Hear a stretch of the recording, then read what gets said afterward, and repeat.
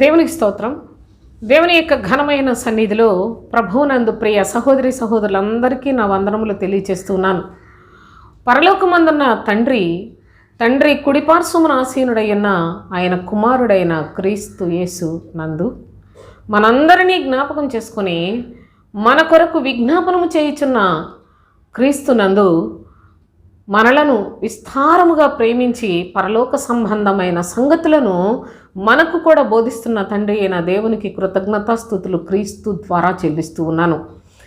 ఎందుకంటే పరలోకంలో నుండి దిగి వచ్చిన వాడే కానీ మరెవ్వరూ పరలోక సంబంధమైన సంగతులు చెప్పలేరు. మన ప్రభువు ఆయన పరలోకంలో నుండి దిగి వచ్చినవాడు కనుక మనకు ఆ రాజ్య సంబంధమైన సంగతులన్నిటినీ బోధిస్తూ ఉన్నాడు. ఆ సంగతులు కూడా చాలామందికి మరుగు చేయబడి ఉన్నాయి. ఆయన సన్నిధిలో ఎవరైతే ఆసక్తితో రక్షకుని యందు విశ్వాసం ఉంచి అనగా యేసునందు విశ్వాసం ఉంచి ఆశతోటి ప్రభువు కొరకు ఎదురు చూస్తున్నారు, అట్టి వారికి క్రీస్తు సువార్త అదే పరలోక సువార్తను కూడా తెలియచేస్తూ ఉన్నాడు. అయితే మనం చదువుకుంటున్న ఈ యొక్క భాగంలో మత్తయి సువార్త 22వ అధ్యాయం 2వ వచనం చూస్తే, పరలోక రాజ్యము తన కుమారునికి పెండ్లి విందు చేసిన ఒక రాజును పోలి ఉన్నది. పరలోక రాజ్యము తన కుమారునికి పెండ్లి విందు చేసిన ఒక రాజును పోలి ఉన్నది. రాజు తండ్రి అయిన దేవుడు, తన కుమారుడు ప్రభు అయిన యేసుక్రీస్తు. ఆయన పెండ్లి కుమారుడు అనే సత్యాన్ని మీరు తెలుసుకునండి. ప్రభు అయిన యేసుక్రీస్తు పెండ్లి కుమారుడు. ఎందుకు పెండ్లి కుమారుడు అని అనబడ్డాడంటే ఆ విషయాలు కూడా లేఖనాల్లో చాలా తేటగా ఉన్నాయి సోదరులారా. అయితే నేను మీకు దాని గురించి కూడా 2 మాటలు చెప్పి ముందుకెళ్తాను. చూడండి, మార్క్స్ వార్త 2వ అధ్యాయం 18 నుండి చూస్తే, యోహాను శిష్యులను పరిసయ్యుల శిష్యులను ఉపవాసము చేయుట కద్దు. యోహాను శిష్యులు అనగా బాప్తిస్మం ఇచ్చే యోహానుకు శిష్యులు ఉండేవారు. వాళ్ళు పరిసయ్యులకు శిష్యులు ఉన్నారట. వాళ్ళు కూడా ఉపవాసం చేయట వారికి అలవాటు, వాడుక. అయితే వారు వచ్చి, యోహాను శిష్యులు పరిసయ్యుల శిష్యులు ఉపవాసము చేయుదురు కానీ నీ శిష్యులు ఉపవాసం చేయరేటి అని యేసుక్రీస్తుని అడిగారు. అడిగినప్పుడు ఆయన అంటున్నాడు, చూడండి 19వ వచనం, యేసు, పెండ్లి కుమారుడు తమతో ఉన్నంతకాలము పెండ్లి ఇంటి వారు ఉపవాసము చేయతగునా అన్నాడు. పెండ్లి కుమారుడు తమతో ఉన్నంతకాలము పెండ్లి ఇంటివారు, అసలు ఇల్లే పెండ్లి ఇల్లు. దేవునికి స్తోత్రం. పెండ్లి ఇంటి వారు ఉపవాసం చేస్తారా?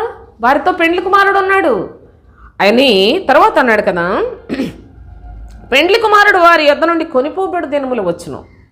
పెండ్లి కుమారుడు వారి యొద్ద నుండి కొనిపోబడు దినములు వచ్చును, ఆ దినములలోనే వారు ఉపవాసము చేతురు అని చెప్పాడు. కనుక ఈ యొక్క పెండ్లి కుమారుడు పెండ్లి ఇంటివారు అంటేనే మరి ఇది చాలా, అసలు యేసుక్రీస్తు నేను రక్షకుడని చెప్పి పెండ్లి కుమారుడు అని చెప్పుకుంటున్నాడు ఏంటి అని మరి ఈ వాక్యాలు చదువుతున్నప్పుడు మీకు ఎప్పుడైనా మరి అలాంటి ఆలోచన వచ్చిందా? దయచేసి అది ఖచ్చితంగా రావాలి సోదరులారా. ఎందుకు చెప్పాడు పెండ్లి కుమారుడు అంటే, యోహాను సువార్త 3వ అధ్యాయం 29వ వచనం చదువుదాం. పెండ్లి కుమార్తె గలవాడు పెండ్లి కుమారుడు. చూడండి, పెండ్లి కుమార్తె కలిగిన వాడు గనుక ఆయన పెండ్లి కుమారుడు. ఎంతకు పెండ్లి కుమార్తె ఎవరు? సంఘము. పరలోకమునకు సిద్ధపరచబడిన సంఘము పెండ్లి కుమార్తె కనుక ఆ సంఘము పెండ్లి కుమార్తె అనే ఒక ప్రత్యేకత ఏంటంటే ఆమె యొక్క పరిశుద్ధత. చూడండి, లోకంలో పెండ్లి కుమార్తెలకు అలంకరణ బాబోయ్, ఇప్పుడు అసలు బీభత్సమైన అలంకరణలతో చూస్తున్నాం పెండ్లి కుమార్తెల్ని. అయితే పరలోక రాజ్య సంబంధమైన సంఘము పెండ్లి కుమార్తెగా ప్రకటనలో చెప్పాడు కదా. ఇంకా అస్తమానం మనం ఎన్నిసార్లు చెప్పినా దేవుని యొక్క లేఖనాలు వినినప్పుడల్లా అవి మనకు చాలా ఆత్మీయంగా సహాయకరంగా శక్తిగా ఉంటాయి. కనుక మీరు జాగ్రత్తగా చూడండి. పెండ్లి కుమార్తె చక్కని పరిశుద్ధ అలంకారములు, ప్రతిష్ఠితమైన అలంకరణ, ప్రభువు యొక్క సాక్ష్యార్థమైన అలంకరణ అన్ని కలిగి ఉంటుంది కనుక ఆ సంఘమునకు పెండ్లి కుమార్తె అన్నాడు. పుట్టినప్పుడు అంత అలంకరణ ఉండదు, చనిపోయినప్పుడు అంత అలంకరణ చేయరు సోదరులారా. పెండ్లిలో చాలా అలంకరిస్తారు లోకంలో కూడా. ఆత్మ సంబంధంగా కూడా మనం ప్రభువులోనికి క్రొత్తగా వచ్చినప్పుడు ఏమి తెలియక వచ్చాం. ఈ లోకంలో మన యొక్క యాత్ర ముగించుకునేటప్పుడు ఆ టైం కూడాను మరి అలంకరించుకునే టైంగా అనిపించదు. కానీ పెండ్లి అనేది ఏంటంటే ప్రభువు రాజ్యమునకు సిద్ధపరచబడిన ఆత్మ వ్యక్తిత్వము లేక మనిషిని యొక్క స్థితి అది చాలా మనోహరమైంది కనుక దానికి పెండ్లి కుమార్తె అన్నాడు. అనేక పరిశుద్ధుల యొక్క సహవాసానికి, అనగా క్రీస్తు శరీరము అని ఆ సంఘమునకు పేరు పెట్టాడు. క్రీస్తు శరీరము అంటే ఆ సంఘము ఆయన శరీరమే అని చెప్తాడు ఎఫెసీ పత్రిక 1వ అధ్యాయం చివరి వచనాల్లో చూడండి. కనుక దేవుని యొక్క లేఖనములలో పెండ్లి కుమార్తె ఎంత చక్కని అలంకరణ కలిగి ఉంటుందో విశ్వాసి కూడా పరిపూర్ణమైన విశ్వాసముతోటి పరలోకానికి సిద్ధపరచబడిన పరిస్థితులు చక్కని అలంకరణ కనుక పరిశుద్ధాలంకరములు అంటాడు. పరిశుద్ధమైన అలంకరణలతోటి దేవుని యొక్క పిల్లలు సిద్ధపడిన వారికి క్రీస్తు శరీరము అను ఒక సంఘానికి ఒక చక్కని పేరు పెట్టాడు. అదే పెండ్లి కుమార్తె అన్నాడు. ఆమె గొర్రెపిల్ల యొక్క భార్య అని ప్రకటన 21వ అధ్యాయం 9వ వచనంలో మీరు చూడగలరు. పెండ్లి కుమార్తె గొర్రెపిల్ల యొక్క భార్య అని స్పష్టంగా తెలియచేసి అది పరలోకపు యెరూషలేం అన్నాడు. నిజముగా చెవులున్నట్టయితే గ్రహిస్తారు. దేవుని యొక్క సన్నిధిలో మరి ఆ యొక్క పెండ్లి కుమార్తె కలిగిన వాడు గనుక ఆయన పెండ్లి కుమారుడు అని బాప్తిస్మం ఇచ్చి యోహాను చాలా స్పష్టంగా తెలియచేస్తూ ఉన్నాడు. ఈ యొక్క పెండ్లి కుమారుడు మరి పెండ్లి కుమార్తెను అనగా శ్రేష్టమైన పరలోక సంబంధమైన విశ్వాసముతో కూడిన పరిశుద్ధుల పరివారమైన సంఘమును కలిగి ఉన్నాడు. పెండ్లి కుమార్తెను కలిగి ఉన్న పెండ్లి కుమారునికి విందు చేస్తా చక్కని ఉపమానాన్ని తండ్రి అయిన దేవుడు మనకి బోధిస్తూ ఉన్నాడు. ఈ యొక్క విందుకు రమ్మని అనగా అందరినీ పరలోకానికి రమ్మని పిలుస్తూ ఉన్నాడు. అయితే పరలోకానికి రావడానికి ఎవరికి ఇష్టం లేదు. ఎందుకంటే పరలోకానికి రావాలి అంటే ఈ లోక సంబంధమైన సకల విధములైన సౌకర్యాలన్నిటినీ నష్టపరుచుకోవాలి, ఈ లోక జ్ఞానాన్ని నష్టపరుచుకోవాలి, ఈ లోక సంబంధమైన ధనాన్ని అన్నిటినీ సమస్తాన్ని కూడా మరి విడిచిపెట్టుకోవాలి, జయించాలి సోదరులారా. కనుకనే ఎవ్వరూ పెండ్లి విందుకు రావడానికి ఇష్టపడలేదు. అయితే మనం చదువుకున్న భాగంలో మత్తయి సువార్త 22వ అధ్యాయంలో 8వ వచనం నుంచి, అప్పుడు అతడు పెండ్లి విందు సిద్ధముగా ఉన్నది కానీ పిలువబడిన వారు పాత్రులు కారు. మనం చదువుకున్నాం, గత వీడియోలో చెప్పాను. పెండ్లి విందుకు ఎవరిని పడితే వాళ్ళని పిలవలేదు, ముందుగా గొప్ప విందుకు పిలిచాడు. గొప్ప విందుకు పిలువబడిన వారికి ఎవరో కూడా నేను చెప్పాను. అయితే గొప్ప విందు నుండి పెండ్లి విందుకు పిలిచాడు. పెండ్లి విందుకు పిలిచినప్పుడు ఎవరు ఇష్టపడలా, అనగా మాకు యేసుని నమ్ముకోవటం, ఆయన పాపాలు క్షమించేసేస్తాడు కనుక లోకరక్షకుడిగా వచ్చాడు, మాకు ఆయన దగ్గరికి వస్తాం. కానీ ఆ క్రీస్తు అని ప్రక్కనే చెప్పారే, నేడు రక్షకుడు మీకు పుట్టి ఉన్నాడు, ఈయన ప్రభువైన క్రీస్తు అని ప్రభువు ప్రకటన చేసిన క్రీస్తును మాత్రం మేము అంగీకరించాం. ఎందుకంటే క్రీస్తు = పెండ్లి కుమారుడు, అనగా పరలోక రాజ్య సువార్తను చెప్తాడు. యేసు లోకములో నుండి సకల విధములైన పాపములో నుండి బయటికి రండి అని చెప్పే సువార్త మాత్రమే యేసునందలి సత్యములో ఉంది. కానీ క్రీస్తునందలి సత్యము పరలోక రాజ్యానికి రమ్మని పిలుస్తూ ఉన్న శ్రేష్టమైన పరలోక సంబంధమైన వారసులుగా జీవించే పద్ధతిని చెప్పేది. కనుక పెండ్లి విందుకు రావడానికి ఎవరు ఇష్టపడలేదు, అందరూ నిర్లక్ష్య పెట్టారు. అయితే చూడండి, అప్పుడు ప్రభు ఏమంటున్నాడు తెలుసా? 9వ వచనం చదువుదాం. కనుక రాజమార్గములకు పోయి మీకు కనబడి వారిని అందరినీ పెండ్లి విందుకు పిలువుడని తన దాసులతో చెప్పాను. రాజమార్గములకు పోయి మీకు కనబడిన వారిని అందరినీ, రాజమార్గములు అనగా దేవుని యొక్క సన్నిధి లేక దేవుని యొక్క ఆలయము అని ఎక్కడెక్కడైతే పేరు పెట్టారో ప్రతి చోటికి వెళ్ళి మొత్తం మీకు కనబడిన వారిని అందరినీ పిలుచుకురండి అన్నాడు. లోకంలోనికి పొమ్మనలేదు సోదరులారా. గొప్ప విందుకైతే కుంటి వారిని, గ్రుడ్డి వారిని, మొత్తాన్ని, అంగహీనుల్ని అందరిని పిలుచుకురా, కంచెల్లోకి వెళ్ళు, రాజమార్గం ఎక్కడికైనా వెళ్ళమన్నాడు. కానీ పెండ్లి విందుకు పిలువబడిన వారిని రాజమార్గములలోనికి వెళ్ళి కనబడిన వారిని అందరినీ పెండ్లి విందుకు పిలువుడని తన దాసులతో చెప్పెను. పెండ్లి విందుకు కొంత అర్హత ఉన్నవాడు, ఏమీ తెలియని దేవుని అసలు క్రొత్తగా నమ్ముకునేవాడిని పెండ్లి విందుకు రమ్మంటే రాలేడు కదా. అందుకనే ప్రభువు దేవుని నమ్ముకున్నామని చెప్పి దేవుని యొక్క ప్రియకుమారుని అంగీకరింపని సంఘములు చాలా ఉన్నాయి, వాటన్నిటి దగ్గరికి వెళ్ళండి, వెళ్ళి అక్కడ కనిపించిన వాళ్ళందరికీ చెప్పండి అన్నాడు. తన దాసులతో చెప్పిన ఆ దాసులు రాజమార్గములకు పోయి చెడ్డవారినేమి మంచివారినేమి తనకు కనబడిన వారిని అందరినీ పోగు చేసిరి. రాజమార్గములకే వెళ్ళారట. అక్కడ చెడ్డవాళ్ళని మంచివాళ్ళని ఎవరిని పడితే వాళ్ళని మొత్తాన్ని పోగు చేసిరి గనుక విందుకు వచ్చిన వారితో ఆ పెండ్లిశాల నిండెను అన్నాడు. విందుకు వచ్చిన వారితో పెండ్లిశాల నిండెను. పెండ్లిశాల జాగ్రత్తగా చూడండి. విందుకు వచ్చిన వారితో చాలామందిని, చెడ్డవారిని మంచివారిని ఎవరిని పడితే వాళ్ళని తెచ్చేశారు. అయితే వీళ్ళందరూ విందుశాల అంటల్లా పెండ్లిశాల అంటున్నాడు. చూడండి జాగ్రత్తగా. పెండ్లిశాల నిండిపోయిందట వాళ్ళందరితోటి. అనగా ఇక ఏ చర్చిలో కొంతమంది ఏమని మాట్లాడతారంటే, ఆ చర్చికి వెళ్ళే వాళ్ళని, ఈ చర్చికి వెళ్ళే వాళ్ళని, మొత్తాన్ని అందరినీ కూడా పిలుస్తారు అంటారు. అంటే డబ్బు సంపాదించుకొని తన పేరు ప్రఖ్యాతుల కోసం ఇంకా ఏ చర్చి లేదని ఎక్కడ పడితే అక్కడ కొంతమంది డిజిటల్ చర్చెస్ అని పెట్టి చాలా మోసం చేస్తూ ఉన్న పరిస్థితులు మనం చూస్తున్నాం. ఎక్కడికక్కడ పాస్టర్ల ధర్నాలు ఏంటో, పాస్టర్లో నువ్వు ఇలా డిజిటల్ చర్చి పెట్టద్దు అని చెప్పడం ఏంటో, మా నోర్లు కొడుతున్నారని చెప్పి నోర్లు కొట్టడానికి అసలు ఎంత దౌర్భాగ్యం అంటే, ఏ డిజిటల్ చర్చి ఎక్కడ ఎప్పుడు పెట్టినా నిజంగా విశ్వాసులు పరలోకం కొరకే ప్రయాణం చేస్తారు. కానీ డబ్బుల కోసమో, కేకుల కోసమో, గిఫ్ట్ల కోసమో, దేవుని దగ్గరికి వెళ్ళి చస్తే సమాధి చేస్తారనో, లేకుంటే ఈ లోక సంబంధమైన అవసరతల కోసం వాటి కోసం సంఘాలు మార్చుట కన్నా శాపం మరొకటి లేదు సోదరులారా. శాపగ్రస్తులు వాళ్ళంతా. అయితే నిజముగా ఇక్కడ వాక్యం లేదు, ఈ వాక్యం వల్ల నేను శక్తివంతురాలను కాలేకపోతున్నాను అని ఎన్ని సంఘాలు మారినా అది నేరము కాదు.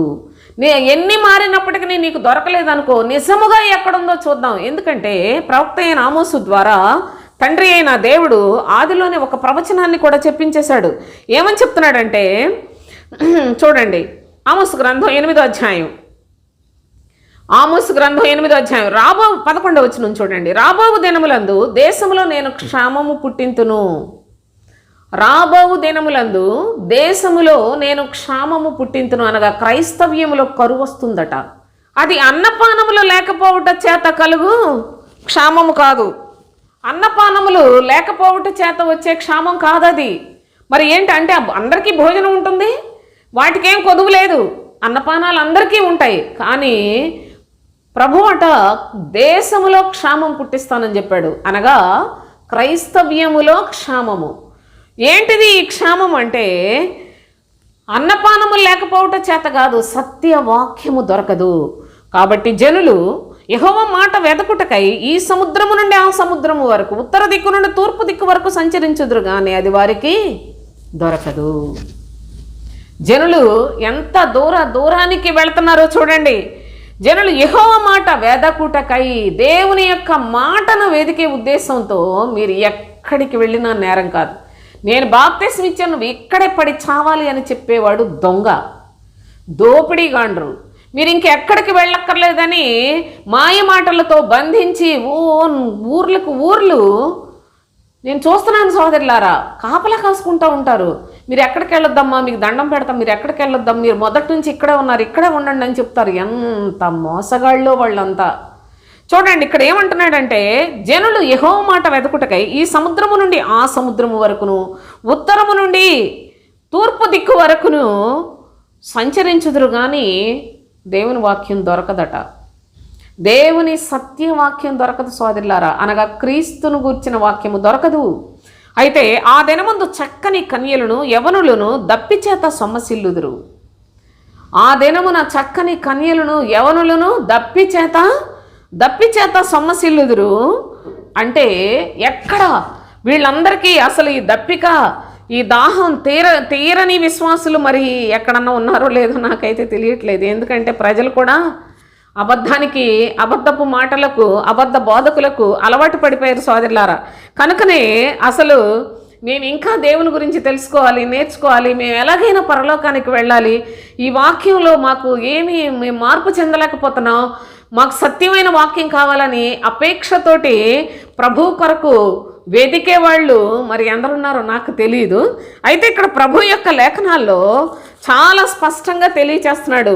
ప్రజలందరూ కూడాను యెహోవాను వెదకుటకై ఉత్తర దిక్కు నుండి దక్షిణ దిక్కు వరకు వెళ్ళిపోతారు, ఈ సముద్రం నుండి ఆ సముద్రం వరకు వెళ్తారు, తూర్పు నుండి పడమరకు వెళ్ళిపోతారు. ఎక్కడికి వెళ్ళినా దేవుని యొక్క లేఖనాలు దొరకవు. చూడండి, యెషయా గ్రంథం 32వ అధ్యాయంలో ఒక మాట చదువుకుందాం. 6వ వచనం చూడండి.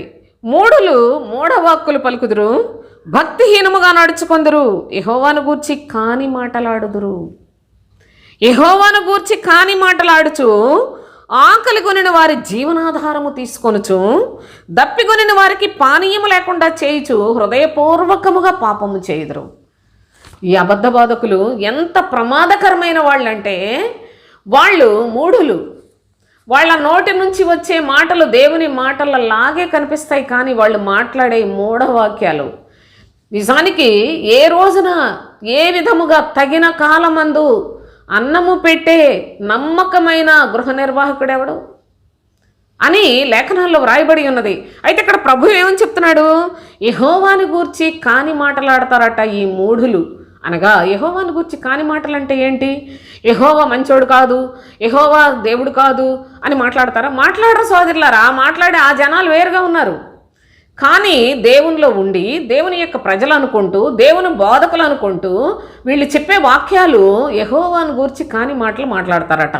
ఏం మాటలు కాని మాటలు అంటే, యెహోవా ఆత్మస్వరూపి అయిన దేవుడు ఆత్మల రక్షణార్థమై తన ప్రియకుమారుని లోకంలోనికి పంపిస్తే, ఈ మూఢులు ఆత్మ సంబంధముగా వాక్యాన్ని బోధించకుండా శరీర సంబంధమైన మాటలు, బోధ అంతటినీ కూడా కలిపి చెరిపిడి బోధలతోటి ప్రజలందరినీ నాశనం చేస్తున్నారు. కనుక వారు పలికే మాటలన్నీ మూఢవాక్కులు అని చెప్పాడు. వాళ్ళు కూడా పాస్టర్లే, కలిపి చెరిపే బోధలు చెప్పిన వాళ్ళు కూడా పాస్టర్లే సోదరులారా. కొంత ఇక్కడ కొంత అక్కడ చెప్పేది కూడా పాస్టర్లే. అడిగి ఏం తెలియపోయినా పక్కోడి చేత చదివించుకొని కూడా వాక్యాలు చెప్పే పాస్టర్లు చాలామంది ఉన్నారు. అంటే ఎంత మోసం జరుగుతుంది. ఎందుకు వీళ్ళందరూ దేవుని సేవలో ఎంత చొరబడ్డారు అంటే, దేవుని యొక్క శిక్ష వెంటనే రాకపోవటం వలన, దేవుని యొక్క శిక్ష రాకపోవటం వలన ప్రజలు అజ్ఞానంతో ఉన్నారు కనుక వాళ్ళందరినీ మోసం చేయటం సులభమైన పద్ధతులు నేర్చుకున్నారు కనుక అందరూ దేవుని సేవకులు అయిపోతూ ఉన్నారు. కనుకనే ఇక్కడ ఏమని చెప్తున్నాడు? వారు చెప్పే అన్ని మూఢవాక్కులు, వారి నడక చూస్తే భక్తిహీనముగా నడుచుకుందరు. అనగా వాళ్ళు అసలు దేవుని యొక్క లేఖనాల్లో చెప్పినట్టు వాళ్ళ ప్రవర్తన ఉండదు. అంత తారుమారు బ్రతుకులే వారి బ్రతుకులు. అంతేకాకుండా యెహోవాను గూర్చి కాని మాటలు పలుకుదురు, ఆకలి కొనిన వారి జీవనాధారము తీసుకుంటారు. ఆకలి కొనిన వారు దేవుని యొక్క మాటలు వినాలి ఆశ కలిగిన వాళ్ళు ఎందరో ఉన్నారు సోదరులారా. కానీ వారి యొక్క జీవనాధారాన్ని ఈ దొంగ పాస్టర్లు అపహరించేస్తున్నారు. వారు దప్పికొనినప్పుడు పానీయము లేకుండా చేస్తున్నారు. కొద్ది రోజులకి వాళ్ళు కృషించిపోయినట్లు, ఆహారం పానీయం లేకపోతే మనుషులు ఏ విధముగా కృషించిపోతారో ఆ విధముగా వాళ్ళు ఆ పాస్టర్కి లోబడిపోయి, అలవాటు పడిపోయి, వాళ్ళ పెట్టే బెదురుకి భయపడిపోయి, మీరు ఎక్కడికి వెళ్ళకూడదని చెప్తే లోబడి వాటికి వాళ్ళు అక్కడే ఉండి ఆహారము లేకుండా పానీయము లేకుండా కృషించిపోయిన మనుషుల్లాగా జీవచ్ఛవాలైపోయి మరణానికి, నిత్య నాశనానికి వెళ్ళిపోతారు. అంత ప్రమాదాన్ని ఈ క్రైస్తవ్యములో ప్రభువు తన ప్రవక్తల ద్వారా జరగబోతున్న సంగతులన్నిటినీ గురించి తెలియచేస్తున్నప్పటికీ చూడండి, ఈ దినాన్ని అందరూ అబద్ధాన్ని నమ్ముతున్నారు, సత్యాన్ని నమ్మేవాళ్ళు ఎంత తక్కువ మంది ఉన్నారో చూడండి. కనుకనే దేవుని యొక్క శ్రేష్టమైన గ్రంథంలో ఆయన చెప్తున్నాడు ఇలాంటి కరువు వస్తుంది అని. ఈ యొక్క కరువు ఎక్కడా సత్యవాక్యం దొరకదు సోదరులారా. అయితే ఇక్కడ ప్రభు ఏమంటున్నాడు, రాజమార్గములకు పోయి చెడ్డవారినేమి మంచివారినేమి తమకు కనబడిన వారిని అందరినీ పోగు చేసిరి, కనబడిన వారిని అందరినీ పోగు చేసిరి. కనుక విందుకు వచ్చిన వారితో పెండ్లి శాల నిండెను అని తెలియచేస్తున్నాడు. పెండ్లి శాల నిండిపోయిందట విందుకు వచ్చిన వారితో. అంటే చాలామందిని ఈ దాసులు మరి అందరినీ కూడా పిలుచుకొచ్చారు. ఎంతమందినో పోగు చేశారు సోదరులారా. చాలామంది వచ్చారు. ఎక్కడికైనా ఎవరినైనా పిలవచ్చు క్రీస్తు బోధ దగ్గరకు, గుర్తుపెట్టుకోనండి. ఇంకా మరి వాళ్ళ యొక్క స్వకీయ దురాశలకు పోగు చేసుకుని బోధకుల్ని ప్రజలు పోగు చేసుకుంటూ ఉన్నారు. ఇదంతా ఒక నీచమైన క్రియ జరుగుతోంది. అయితే నేను సపోజ్ మీకు చూడండి, జీసస్ ఈజ్ ద క్రైస్ట్ అనే ఛానల్లో మొదటి నుంచి శరీర సంబంధంగా ఒక మాటైనా మీకు నేను చెప్పానేమో చూడండి, వెతకండి. అయితే నిజంగా అలా కనుక నేను చెప్పినట్లయితే ఖచ్చితంగా మీరు నన్ను కూడా దోషిగానే, మీరు చెప్పిన దానిలో పలానా మాటలు ఉన్నాయి, లోకాశలు కలిగిన మాటలే చెప్పారు మీరు అని సనని చూపించండి. అయితే దేవుని యొక్క సన్నిధి ఆత్మ సంబంధమైనది సోదరులారా. ఎవరిని పడితే వారికి సువార్త చెప్పడానికి నేను చెప్పేది క్రీస్తు బోధనే కనుక, యేసే క్రీస్తు అనే బోధించాను కనుక నిశ్చయముగా ఎవరినైనా పిలవటానికి నాకు ఎటువంటి ఆటంకములు లేకపోయినట్లయితే ఏ మనుషులు అడ్డుకోవటానికి కూడా వీలు లేని లేఖనములు నేను మీకు తెలియచేస్తూ ఉన్నాను. దేవునికి స్తోత్రం. కొంతమందికి స్త్రీ చెప్తుంది లేక పురుషులందరూ సోది మాటలు చెప్తా ఉంటే స్త్రీ సత్యం చెప్తే వినరా? దేవుని యొక్క సన్నిధిని, వాక్యాన్ని, దేవుని మాటకు భయపడండి. అయినా ఆ లేఖనాలు కూడా స్త్రీలు చెప్పడం ఏంటి, స్త్రీలు చెప్పకూడదు అని ఏ స్త్రీల గురించి వ్రాసాడో తెలుసుంటే మీరు ఆ మాటలు మాట్లాడరు. ఏ స్త్రీలను గురించి స్త్రీ మౌనంగా ఉండాలని చెప్పాడో, తమ ఇంట నుండి తమ భర్తల యొద్ద నేర్చుకోవాలని చెప్పాడో అపోస్తులుడైన పౌలు, ఏ స్త్రీ దేవుని పక్షముగా పని చేయవచ్చునో చాలా తేటగా రాశాడు. కన్నులు లేక, చూడలేక, గ్రుడ్డివారు, వాక్యం తెలియక ఎన్నో విధాలుగా ఆటంకాలు కలుగు చేయటానికి మాట్లాడే మాటలే కానీ సాతాను కొట్లో నుంచి వచ్చేసారు మొత్తం ఈ దొంగ బోధకులంతా. వాళ్ళ నన్ను గురించి మాట్లాడేవాళ్ళు. నా ప్రియ సహోదరులారా, దేవుని యొక్క శ్రేష్టమైన సన్నిధిలో నేను గర్వంగా అతిశయంగా చెప్పట్లేదు. నేను మీకు క్రీస్తును గురించి మాత్రమే చెప్తున్నాను. క్రీస్తు నందు స్త్రీ అని పురుషుడని భేదమే లేదు, గుర్తుపెట్టుకోనండి.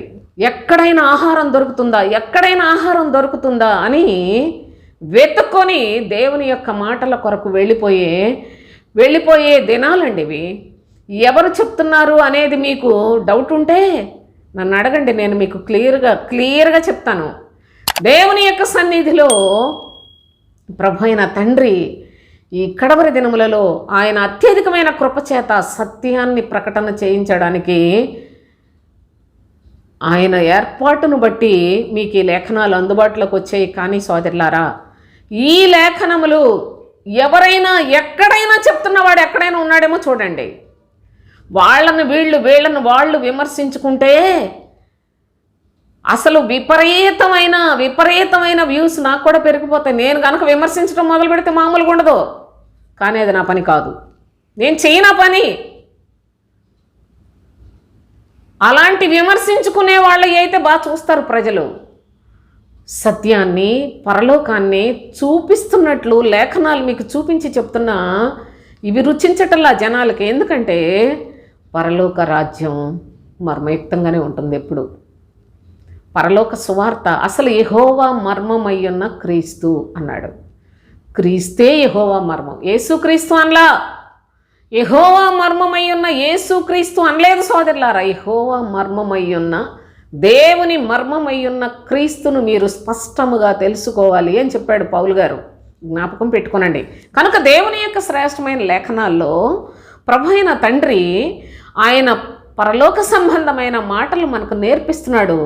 వాటిని బట్టి మనము నూతనపరచబడి శక్తివంతులమై ఈ నూతన సంవత్సరంలో క్రీస్తును నేను కలిగి ఉన్నాను అని ఒక ధైర్యంతో, ఒక నిరీక్షణతో, ఒక పట్టుదలతోటి ప్రభు రాజ్యం కొరకు సిద్ధపడాలి అని మీ ఆత్మలను మీరే ప్రభు వాక్య సహాయంతోటి బలపరుచుకునండి సోదరులారా. అంతేగాని అనవసరమైన వాదనలు వివాదాలతోటి మనకి దేవుడు పెట్టిన ఆహారాన్ని పాడు చేసుకోవద్దు. చూడండి ఇంకా ఏం చెప్పాడంటే, ఆనాడు అందరినీ కూడా పిలుచుకొచ్చారు దేవుని యొక్క దాసులు. రాజమార్గములకు పోయి మీకు కనబడిన వారిని అందరినీ పిలుచుకురండి అన్నాడు. మొత్తాన్ని మంచివారినేమి, అందుకని అక్కడ ఏమంటున్నాడు, పెండ్లి విందుకు పిలిచిన వారిలో మంచివారినేమి చెడ్డవారినేమి అందరినీ పోగు చేశారన్నాడు. కానీ గొప్ప విందులో ఏం చెప్పాడు, కుంటు వారిని, గుడ్డి వారిని, అంగహీనులను, తుప్పల్లో ఉన్న వాళ్ళని, ముళ్ళకంచెల్లో ఉన్న వాళ్ళందరినీ పిలుచుకురమ్మని చెప్పాడు గొప్ప విందుకు. కానీ పెండ్లి విందుకు రాజమార్గములకు పోయి అని చెప్పాడు. చాలా జాగ్రత్తగా ప్రతి మాట కూడా నేను మీకు వివరించి చెప్తున్నాను. మీరు లేఖనాలు చూడండి, నేను చెప్పేది నమ్మేయండి అంటలా, వాక్యం చూడండి. వాక్యం అలాగున్నదో లేదో చూడండి. ఎందుకంటే వాక్యమే మనకు ఆధారం. ఏ దేశం వెళ్ళినా, ఎక్కడికి వెళ్ళినా మనం చనిపోయే వరకు మనకు ఆధారం దేవుని యొక్క గ్రంథం, పరిశుద్ధ గ్రంథం. ఏ బోధకుడు కాదు, ఏ బోధకుడు కాదు సోదరులారా. ఒకవేళ ఏదో ఒక బోధకుడు ప్రతి ఒక్కడు కూడా చర్చికి రెండని పిలిచినంత మాత్రాన వాళ్ళు మన కోసం ఏం త్యాగాలు చేసి పడిపోలేదు. వాళ్ళు నీ పొరుగువాని వల్ల నీవు పొందనిది ఏది అని అడిగాడు. ఎవడు కూడా అతిశయించడానికి వీల్లేదు. ఈరోజు నేనేదో చెప్తున్నాను, నేను అతిశయించడానికి వీల్లేదు. దేవుడు నాకు నేర్పించాడు కనుక నేను మీకు నేర్పగలుగుతున్నా. దేవుడు నాకు చెప్పాడు కనుక నేను మీకు చెప్పగలుగుతున్నా. ఆయన చెప్పకపోతే నేనేం చెబుతాను? ఆయన కృప మాత్రమే సోదరులారా. కనుక దేవుని యొక్క గ్రంథములో నుండి మనము జాగ్రత్తగా మనమేంటో తెలుసుకోవాలి. మనలను మనం ఎంత తగ్గించుకుంటే మనము ప్రభు వెంట నడవటానికి అర్హత వస్తుందో, లోకంలో ఎన్నిటిని జయిస్తే మనము ఆయనకు శిష్యులం అవుతాము. లోకాన్ని, లోక సంబంధమైన దురాశల్ని, శరీర సంబంధమైన కోరికలన్నిటినీ చంపేసుకుంటేనే క్రీస్తు వాక్యం మనం పొందగలం సోదరులారా. అది సులభంగా రాదు, సరదాగా చెప్పుకునేది కాదు క్రీస్తు వాక్యం. అందుకే సరదాగా మాట్లాడుకొని పిట్టకథలతోటి, కట్టుకథలతోటి మాట్లాడుకునే వాళ్ళందరూ భ్రష్టులైపోయిన వారు, భ్రష్ట సంతానము వారంతా. పేరుకు దేవుని ప్రజలే, దేవుని బోధకులే, దేవుడి యొక్క మనుషులు అనుకుంటారు. కానీ ఇశ్రాయేలు ప్రజలే కదా, దేవుని యొక్క ప్రజలే కదా. 6 లక్షల పైచిలకు బయలుదేరి వాళ్ళు కేవలము లెక్కించబడిన వాళ్ళు, స్త్రీలు, చిన్నవాళ్ళు, 20 సంవత్సరాల లోపల ఉన్న వాళ్ళని లెక్కించలా. కానీ చివరికి గమ్యాన్ని చేరింది ఇద్దరే. మిగతా వాళ్ళందరూ అరణ్యంలో రాలిపోయారు, సర్పముల చేత చంపబడ్డారు సోదరులారా, సణిగి సంహారకుని చేత చచ్చిపోయారు సోదరులారా యాత్రలో. ఈనాడు క్రైస్తవ్యం 1,000,000 మందిలోనైనా సరే ఇద్దరు పరలోకానికి వెళ్తారా అనేది అసలు అలా అంటే ఆ లెక్క తెలియాలంటే మనకు లేఖనాలు అంత క్షుణ్ణంగా తెలియాలి. కనుక దేవుని యొక్క ఘనమైన సన్నిధిలో గమనించండి. సరే, పెండ్లిశాలంతా నిండిపోయింది. అప్పుడు రాజు కూర్చున్న వారిని చూడ లోపలికి వచ్చి అక్కడ పెండ్లి వస్త్రము ధరించుకుని యొక్కని చూచి, స్నేహితుడా, పెండ్లి వస్త్రము లేక ఇక్కడికి ఎలాగో వచ్చితివని అడుగగా, ఇక రాజు ఏం చేశాడు, ఆ యొక్క పెండ్లిశాలలో కూర్చున్న వాళ్ళందరినీ చూడడానికి లోపలికి వచ్చాడట. అరే, అప్పుడప్పుడే కదా జనాలందరినీ పోగేశారు, మంచోళ్ళని చెడ్డోళ్ళని ఆయన కదా ఎవరిని కనిపించిన వాళ్ళందరినీ తెమ్మన్నాడు. మరి లోపలికి వచ్చి చూడగానే పెండ్లి వస్త్రం లేదని చెప్పి ఏంటి ఇలా చేశాడు అనుకోకండి. అనగా క్రీస్తుని అంగీకరించి, క్రీస్తు మాటలు విని, లేకపోయినట్లయితే అక్కడ నేర్చుకొని, క్రీస్తును సంపాదించుకొని జీవించవలసిన క్రైస్తవులారా, మీరు దేవునిలోనికి వచ్చిన, దేవునిలో నేర్చుకున్నప్పటికీ మీ జీవితంలో మీకేది పెండ్లి వస్త్రం అంటే సంపూర్ణముగా సిద్ధపడిన క్రియలు, సన్నపు నార వస్త్రాలు, పరిశుద్ధుల నీతి క్రియలు. ఏది మీకు అలంకరణ? ఏది అసలు పెండి వస్త్రం? ఏది పెండ్లి వస్త్రము అనగా సిద్ధపాటు కలిగిన వ్యక్తిత్వం మీలో ఎక్కడుంది అని ప్రభువు ఈ విధముగా మాట్లాడి, చూడండి, రాజు కూర్చున్న వారిని చూడ లోపలికి వచ్చి అక్కడ పెండ్లి వస్త్రము ధరించుకుని ఒకరిని చూచి, స్నేహితుడా, పెండ్లి వస్త్రము లేక ఇక్కడికి ఎలాగో వచ్చితివని అడుగగా, స్నేహితుడా అన్నాడు. స్నేహితుడా, పెండ్లి వస్త్రము లేక ఇక్కడికి ఎలాగో వచ్చితివి అంటే వాడు మౌనంగా ఉన్నాడట. ఏదో వచ్చేసాంలే, వీళ్ళు రమ్మన్నారు, మనం వచ్చేసాంలే అని చెప్పి వాళ్ళ ఇష్టానుసారముగా జీవించిన ఆ విధానం కూడా దేవుని సన్నిధిలో పనికి రాదు అని చెప్పడానికి పెండ్లి వస్త్రం ఏది అని అడుగుతున్నాడు. అడిగినప్పుడు వాడు మౌని అయి ఉండెను. అప్పుడు ప్రభు వెంటనే చూడండి తీర్పు ఎంత ఘోరంగా ఉందో చూడండి. అంతటా రాజు వీని కాళ్ళు చేతులు కట్టి వెలుపటి చీకటిలోనికి త్రోసివేడి అక్కడ ఏడుపును పండ్లు కొరుకుటయు ఉండునని పరిచారకులతో చెప్పిన తన దాసులకు చెప్తున్నాడు. వీడిని తీసుకుని వెళ్ళి ఎంత దయ చూపించి ఎక్కడ అబద్ధ బోధకుల చేతిలో నలిగిపోతున్న ఆ యొక్క పరిస్థితుల్లో నుండి కూడా తీసుకొని వచ్చి నా సన్నిధిలో ఉంచితే, కనీసం నా పెండ్లి విందులో ఉంచితే, అనగా పరలోక రాజ్య సువార్త వినిపిస్తూ ఉంటే ఇక్కడికి వచ్చి కూడా మనస్సు మార్చుకునని వీడు పెండ్లి వస్త్రము లేకుండానే ఎంతకాలమైనా ఉండగలడు. కనుకనే వాడిని లేపాడు. ఏది పెండ్లి వస్త్రం? స్నేహితుడా, ఏది పెండ్లి వస్త్రం అన్నాడు. కాముగా మౌనంగా నిలబడ్డాడు. వెంటనే రాజు చెప్తున్నాడు, వీని కాళ్ళు చేతులు కట్టి బయట వెలుపట చీకటిలోనికి త్రోసివేయడి అక్కడ ఏడుపు పండ్లు కొరుకుటా ఉంటాయి అన్నాడు. సిద్ధపాటు లేని క్రైస్తవ జీవితం ఎంత శాపగ్రస్తమైందో చూడండి. సిద్ధపాటు లేని క్రైస్తవ జీవితం, ఎప్పటికప్పుడు మనస్సు మార్చుకొనని క్రైస్తవ జీవితం, క్రీస్తు బోధయందు స్థిరమైన మనస్సు లేని క్రైస్తవ జీవితం ఎంత ప్రమాదకరమైందో చూడండి నా ప్రియ సహోదరి సహోదరులారా. వెంటనే ప్రభువు వీడిని కాళ్ళు చేతులు కట్టి బయట వెలుపట చీకటిలోనికి త్రోసివేయమని చెప్తున్నాడే. ఎంత ప్రమాదకరమైన పరిస్థితిలో. ఏదో ప్రస్తుతం అంతా బాగుంది, మనం ఏదనుకుంటే జరిగిపోతున్నాయి, మనల్ని ఎవరు అనేవాళ్ళు లేరు, రేపు ఎప్పుడు పరలోకం అవన్నీ మనం ఎప్పుడు చూస్తాంలే అని ఒకవేళ నీ అల్ప విశ్వాసంతోనో అవిశ్వాసముతోనో లేకపోయినట్లయితే అతిశయంగా వృధాగా అతిశయపడుతునో నీ జీవితంలో యోగ్యత కలిగిన మనస్సు తయారు కాకపోయినట్లయితే మంచి నేలలో పడిన విత్తనము 30 60 100 ఫలిస్తుందని చెప్పాడు. అలాంటి ఫలభరితమైన జీవితము లేకపోయినట్లయితే మంచి నేలలో పడిన విత్తనం వెంటనే 100 ఫలించలా. మొదటిగా 30 ఫలించింది, తరువాత 60 అనగా క్రైస్తవ జీవితంలో వృద్ధి పొందాలి. మంచి హృదయం నీలో ఉన్నప్పటికీ నేను చాలా మంచివాడిని అనుకున్నంత మాత్రాన మనం పరలోకానికి వెళ్ళాం. ప్రభు చెప్పినవన్నీ మనం పాటించే వారిగా ఉండాలి. ఆయన శరీరమును దాని ఇచ్చలతోనూ ద్రాసులతోనూ సిలువ వేసి ఉండాలి క్రైస్తవులారా అని చెప్పాడే. ఆ పని మనం చేయొద్దాం. శరీర సంబంధమైన ప్రేమలు చంపేయండి అని చెప్పాడు. శరీర సంబంధమైన భోగములు అనుభవించొద్దని చెప్పాడు. ఈ లోక సంబంధమైన దురాశలు మీలో ఉండకూడదని చెప్పాడు. వీటన్నిటినీ మనం అభ్యాసము చేసుకోవాలి సోదరులారా. దేవుని యొక్క కృపకు మనం పాత్రులుగా ఉండాలి అంటే ప్రతి దినము కూడా మన మనస్సును ప్రభువుకు అనుకూలముగా దాన్ని సిద్ధపరచుకోవాలి. అందుకని అంటున్నాడు ప్రభు అయిన తండ్రి, వీనిని వెలుపటి చీకటిలోనికి త్రోసివేయడి కాళ్ళు చేతులు కట్టేసి అన్నాడు. అక్కడ ఏడుపు పండ్లు కొరుకుటై ఉండునని పరిచారకులతో చెప్పాను. కాగా పిలువబడిన వారు అనేకులు, ఏర్పరచబడిన వారు కొందరే అని చెప్పాను. ఎంతోమంది పిలుచుకుంటూ వచ్చాడు, కానీ చివరికి ఏర్పరచబడిన వారు అనగా అంతం వరకు నిలిచి ఉండేవాళ్ళు చాలా తక్కువ మంది అనే సత్యాన్ని ప్రభు అయిన తండ్రి లేఖనాల్లో నుండి మనకి జ్ఞాపకం చేస్తున్నాడు. అందుకే అపోస్తులైన పౌలు రోమీయులకు రాసిన పత్రికలో ఒక చక్కని మాటను తెలియచేశాడు. రోమపత్రిక 8:28 దేవుని ప్రేమించు వారికి అనగా ఆయన సంకల్పము చొప్పున పిలువబడిన వారికి మేలు కలుగుటకై అనగా ఆత్మ సంబంధులగుటకై దేవుని ప్రేమించు వారికి, ఎవరైతే దేవుని ప్రేమిస్తున్నారో అలాంటి వారికి అనగా ఆయన సంకల్ప ప్రకారము పిలువబడిన వారు మాత్రమే దేవుని ప్రేమించగలరు. అట్టి వారందరూ ఆత్మ సంబంధులగుటకై సమస్తమును సమకూర్చి జరిగిస్తాడట సోదరులారా. మేలు కలుగుటకై అనగా ఆత్మ సంబంధులగుటకై సమస్తము సమకూడి జరుగుచున్నవని ఎరుగుదుము.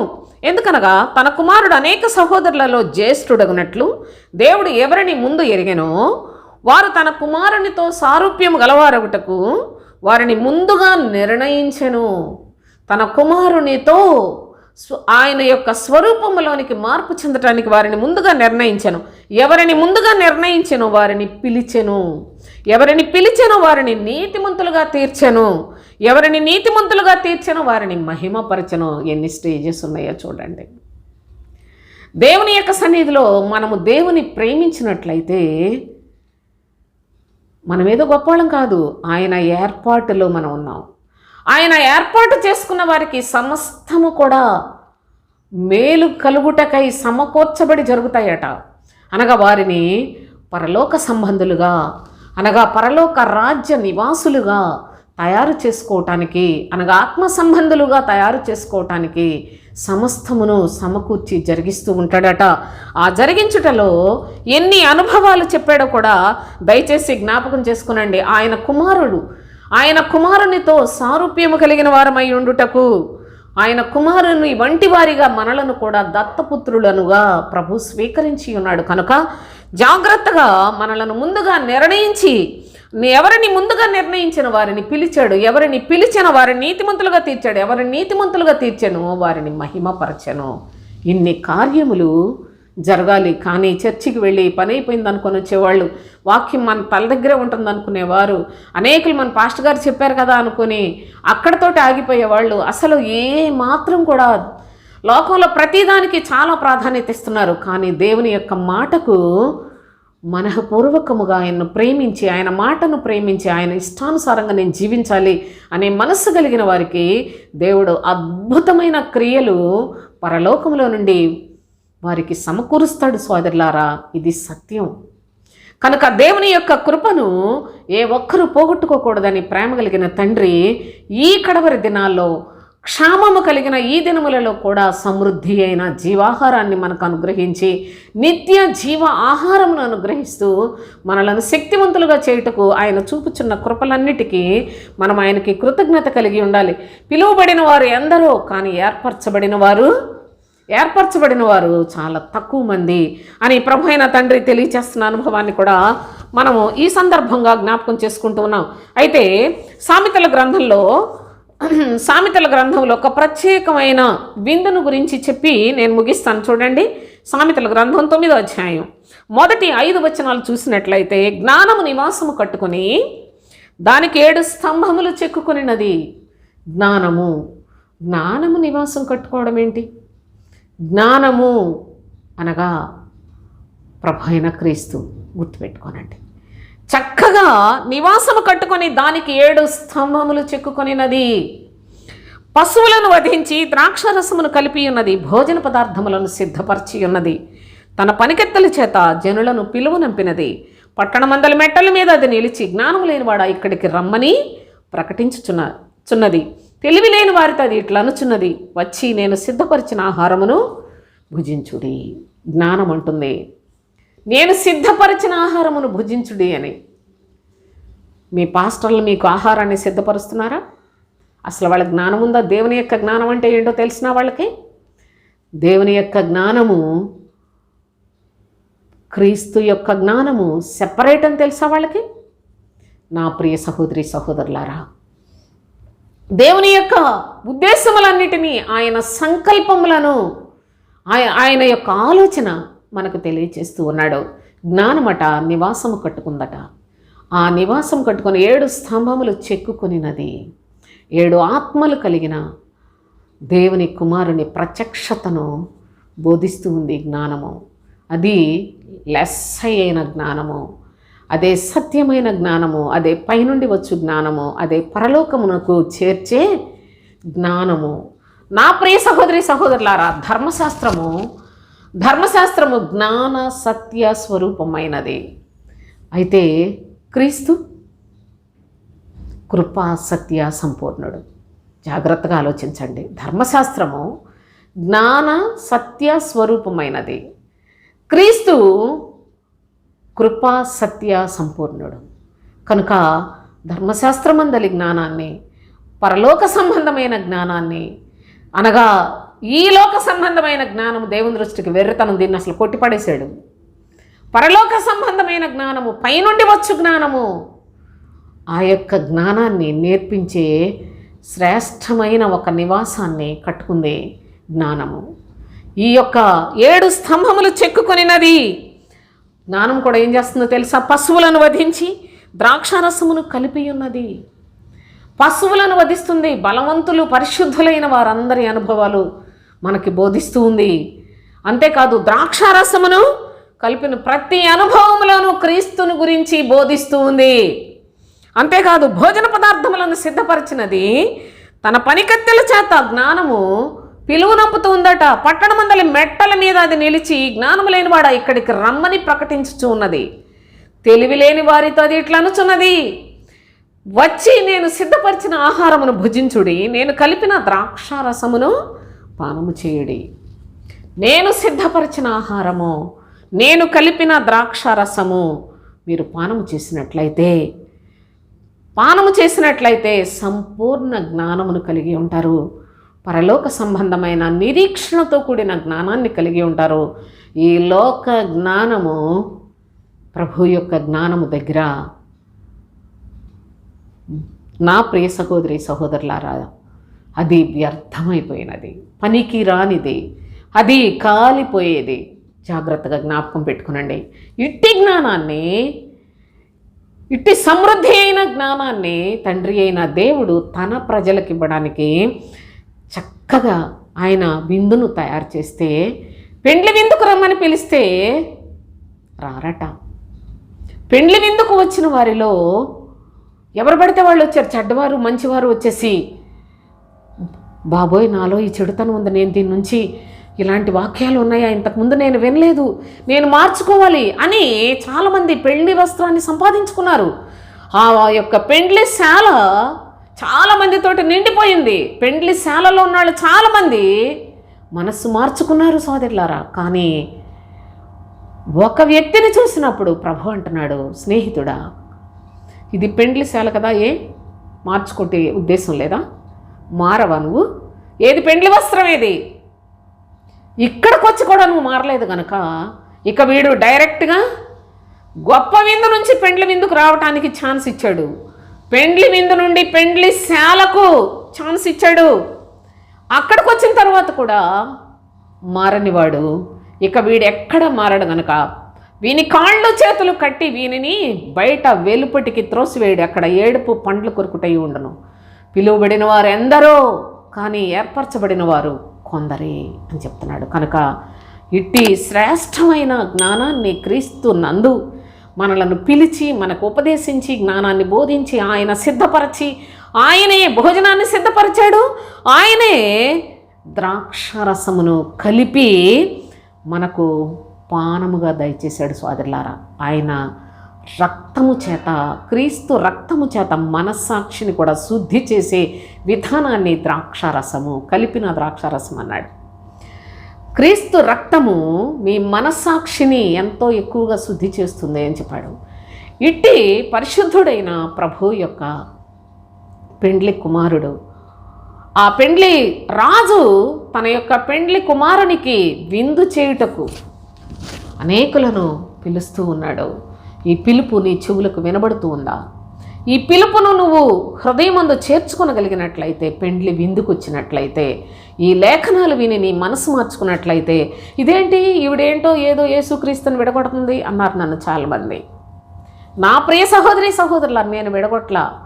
యేసు అనగా రక్షకుడు, క్రీస్తు అనగా అభిషిక్తుడని పరలోకపు తండ్రి తన ప్రియ కుమారునికి 2 భారాలను అప్పగించి, నా కుమారుడా లోకమంతటికీ రక్షణ కలుగు చేయాలి, నా ప్రియ కుమారుడా ఏర్పరచబడిన వారిని అందరినీ పరలోకానికి తేవాలి అని 2 బాధ్యతలుగా తండ్రి యేసును గూర్చిన సువార్త, క్రీస్తును గూర్చిన సువార్తను స్పష్టముగా తేటపరిచి మనకు తెలియచేస్తున్న సంగతులు కడవరి దినాల్లో మనం ఇదివరకు వినని సంగతులు ఇప్పుడు వింటున్నాము. అంటే పెండ్లి విందులో మీరు వినగలుగుతున్న వాటిని బట్టి మనస్సు మార్చుకొని పెండ్లి వస్త్రాన్ని సంపాదించుకొని ప్రభువుకి ఇష్టలుగా, విందుకు యోగ్యులుగా, ప్రభువుతో యుగయుగములు జీవించడానికి ఆయనకిష్టులైన వారిగా మీ మనస్సు రూపాంతరము చెందినట్లుగా లేఖనాలు సద్వినియోగపరుచుకుంటారనే ఆశతో ఈ సంగతులన్నిటినీ పరిశుద్ధాత్మ దేవుడు మనందరికీ కూడా తెలియచేస్తూ ఉన్నాడు. కనుక ఇట్టి కృపలో మనం సమృద్ధిగా